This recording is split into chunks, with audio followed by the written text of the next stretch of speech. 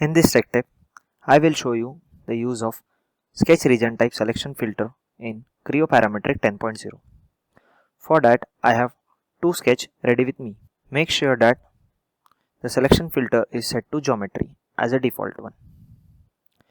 Now select Extrude command from the Shapes group of Model tab. Observe, we are unable to select any of the sketch. This is because these two sketches are self-intersecting type geometries. So cancel the Extrude command.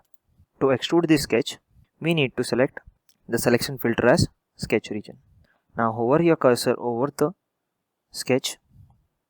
You can observe that now we can select any of the sketch region from these two sketches. I will select this sketch region. I'll select the extrude command from the mini toolbar. I'll give some depth to it.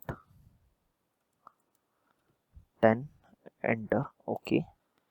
Now I will select this sketch region and extrude it. I'll give the depth value as 30. Enter. Click OK. Observe that we have created two extrudes on two different planes. This result is only possible when the selection filter is set as sketch region. This completes the tech tip. Thank you.